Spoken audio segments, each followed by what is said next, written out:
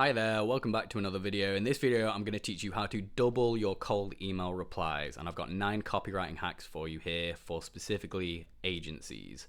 So let's be real, most cold emails are getting ignored out there. I've written hundreds, if not thousands of cold emails personally, specifically for agency clients of mine. And here's the truth, 90% of what I've seen other people teach online just doesn't work. So most people think cold emails are dead, they're not, they're just written badly. It's a skill issue. I promise it's not cold email's fault. You're just probably doing it wrong. So if you're tired of only seeing negative replies in your inbox, I'm about to show you 10 copywriting hacks, 9 actually, that real agencies use to actually double, triple, and sometimes 4x their response rates.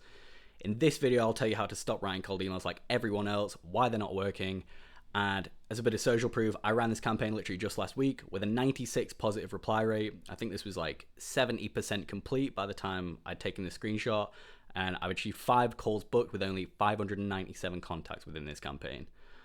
So these are my cold email copywriting frameworks and principles that have helped me book over 1,000 sales calls exclusively for agencies. So if you're an agency, pay close attention to this. So hack number 1. This is so overlooked, and I don't see anyone else talking about this really. But if you've got any data at all, any of your agency mates that are running cold email with any success, ask them, what are they doing? Pick proven cold traffic offers that already work. And if you can know that they already work with cold email as well, then that is going to be 90% of the work done for you. If you can just go ahead and sort of like, honestly, steal their funnel, their cold email funnel, if you like. It's like funnel hacking, but for cold email. Try and find offers that you know are already working with cold email and cold traffic. So the biggest trap I see is obsessing over the perfect cold email. If you're pitching something no one actually wants from a cold email, it doesn't matter how clever the copy is because there's no demand. Your cold emails can only amplify demand. It doesn't create it from scratch, okay? And that's why picking the correct offers to begin with is so important. Don't just make something up. Have a look out there and see what is working if you've got any network, any data on that whatsoever. A lot of you won't do, and that's fine. Just continue watching the rest of this video. But let's make a difference here. So warm leads already trust you, cold leads don't. So nothing else matters if you're not solving a genuinely painful problem. It has to be a painful problem for your ICP, and that is how to make a cold traffic, cold email, front end ready offer work. If you want consistent meetings, fix the front end cold traffic ready offer first before you write anything. So coming up with your offer creations, and stealing what already works is going to be your best bet of actually making cold email work. So that's number 1. Hack number 2, speed over perfection. This is something I've learned. I'm naturally a perfectionist before I started all of this, but I've come to realize that speed is undervalued and crafting the perfect cold email is completely overvalued. The biggest trap is obsessing over the perfect cold email. So cold email is about iteration, and you should apply the scientific method if you're actually trying whatsoever. This means test, tweak, and reiterate until it's all clicking as one coherent system. Gather the data, formulate a new hypothesis driven by the results, the actual data that is behind your dashboard, not someone else's, not theoretical, because someone else said on LinkedIn. Look at your own cold email data and formulate a new hypothesis to test again for week 2, week 3, all over again, and repeat, and just continue doing this over and over again until something is actually working. Refer to my other video about cold email KPIs, and if you're all good in those domains, just send more emails and you'll be closing deals. So the faster you test, the faster you find what works. And the beautiful thing about cold email especially is that because we're sending so much volume, it means that the feedback loops are actually quick. So you get data back really fast. So I like to reiterate on like a weekly basis for the majority of my clients.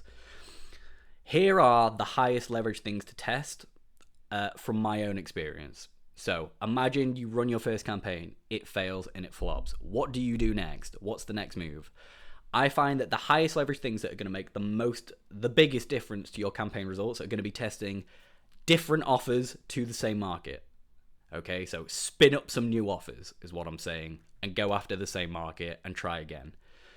Or you could do different angles with the same offer. You could break it up with like, risk reversal as one angle. You could do saving time as another angle. You could do saving money as another angle. You could do making money as another angle.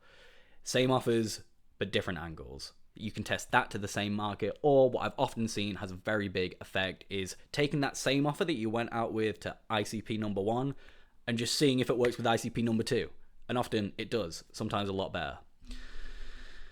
Changing cheers to best isn't going to save your campaign, but doing one of the above might.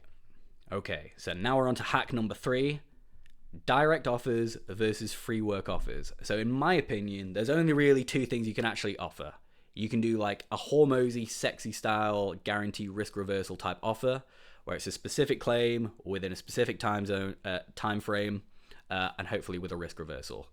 Now, what I found is these direct offers, sometimes they can be appropriate for putting inside of an email in order to book calls, but sometimes they're not. Sometimes they're only appropriate for actually saying it to the prospect while you're on the sales call. But oftentimes, the direct offer itself does not work to actually book calls. And you might have found this. You might have thought to yourself, like, I thought I've spun up a pretty good offer here, and it seems to not be working very well. It's because it's not a front-end offer. It's the offer that you should be pitching on the sales call itself. But the actual initial offer, remember, your funnel is like a series of offers, if you think about it. It's not just one. And so one offer isn't going to solve your entire cold email funnel. Some of the time it does. But oftentimes you need a front-end offer to just get them on the call in the first place. And then you pitch your direct offer, so to speak, while you're actually on the call. But here's an example of direct offers versus what I call free work offers. So I could say to my prospects, like 90 appointments in 90 days and only pay for qualified appointments. If they don't show, you don't pay. That's like an implicit guarantee. The risk reversal is there. That's like a hormosy style offer, if you like. But a free work offer might be, imagine if this couldn't get me calls. Imagine if I tried running this and for some reason it didn't work. Then what I could do instead is, to build trust, I could offer a piece of free work. I say, hey, I'll write you 5 cold email scripts for free based on my successful client results. I've booked like 1,000 sales calls and counting last year. And that might be like a good way to just get them on the call initially. And then maybe on the call, I say something like this. But knowing the difference is going to be essential for your cold email results. So what I would experiment with as an agency, we're living in a trust epidemic right now. And a lot of people, they've heard all of the direct offers under the sun. But what a lot of your competitors won't be doing is just proving their expertise with a piece of free work. And I know what you're already thinking. You're thinking, oh, it's going to make me look bad. I can't believe we're giving away pieces of free work. It doesn't make you look bad at all. In fact, it demonstrates your expertise above all else. And the majority of my clients are signing clients from cold email using free work offers on the front end. I know a guy as well in my student group, Eamon, who runs a YouTube ads agency, a YouTube organic content agency. And his entire offer, going from 0 to 100K a month plus, has always been, I will write you 1 free YouTube video, like edited and scripted. That's a free work offer. And he's gone from 0 to 100K a month. So I don't want to hear your objections about free work making you look bad. It makes you look worse if you're not willing to do it. Because what are you hiding from? All right, run over. Hack number 4, remember, it's never about you. No one cares about you, okay? Your cold emails suck because they're all about you. Most of the time when I see either a cold LinkedIn DM or a cold email, especially in my inbox, they suck because they're nothing to do with me. Like they're sending an email to me, but the email is not about me. It's about them. And so it's always, I do this, I help with that, my service is the best, me. Nobody cares. Your prospects don't wake up excited to hear about you. They care about their pain, their revenue, their pipeline, their stress.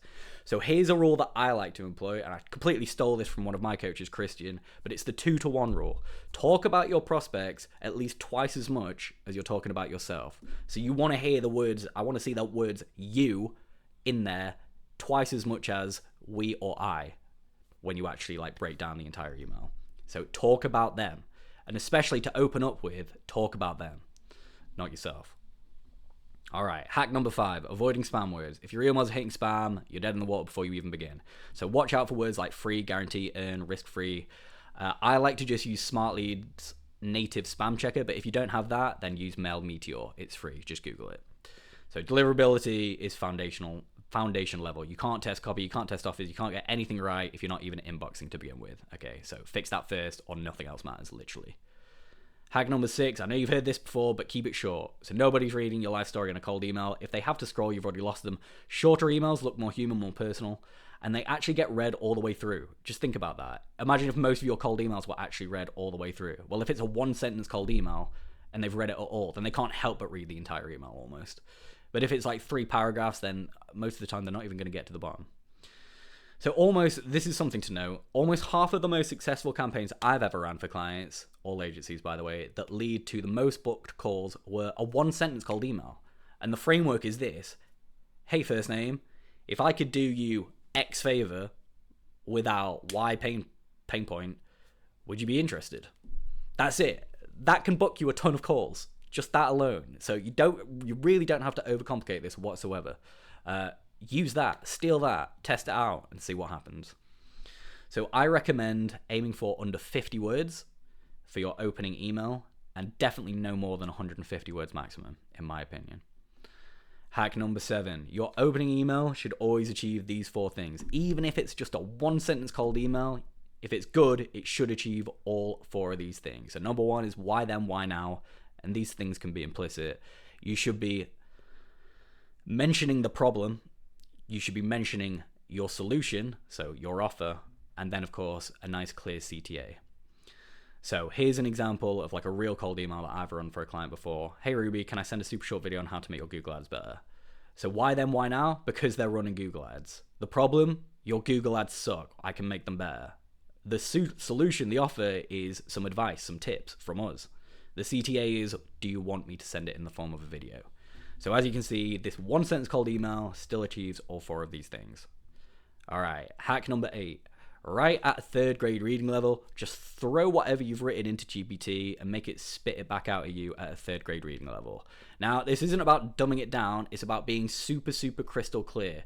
Remember, people are probably reading these emails at lightning speed, okay? So if your prospect has to reread a sentence, you've already lost them. So use short words, short sentences, and plain language. Tools like Hemingway, Grammarly, or as I say, GPT can help you check readability. So people overestimate their prospects' patience. No one's passing through jargon or smart sentences in their inbox. Simple always wins, especially with cold email. Hack 9, use their own language. So this is not a contradiction to this one, I want to say. You're going to write at a 3rd grade reading level, but you're going to use the language that the prospect uses themselves. So for example, if we were reaching out to lawyers or law firms, we could say our service helped you acquire more clients, more customers, but we should instead say our service helps you win more cases, because that's what they're looking to get. They're looking to win more cases because they're a law firm. And so use their own language. This should improve results. This is a small effect, but one that's worthy of being on the list in my opinion. Okay. So that's it. If you want results like these from cold email, then book a call with me at the end of the video. But here are some of my client results. 40 calls booked within the first 7 weeks for Alexi here, an SEO agency, now 62 per month. 139 appointments with Maycheck and 40 appointments in a single month for him. James closed 3 clients from my cold emails within 49 days. Booked 19 appointments within the first month for Eric. Sophie closed 16k cash collected in the first 40 days. 19 appointments booked in the first month for Lucas and Gustavo with a CRO offer. 20 appointments per month and handful of deals closed for another SEO agency. Josh and Tyler here. 14 goals booked per month with a 20 plus employee count targeting for Joel. 19 appointments within the first month for Paris.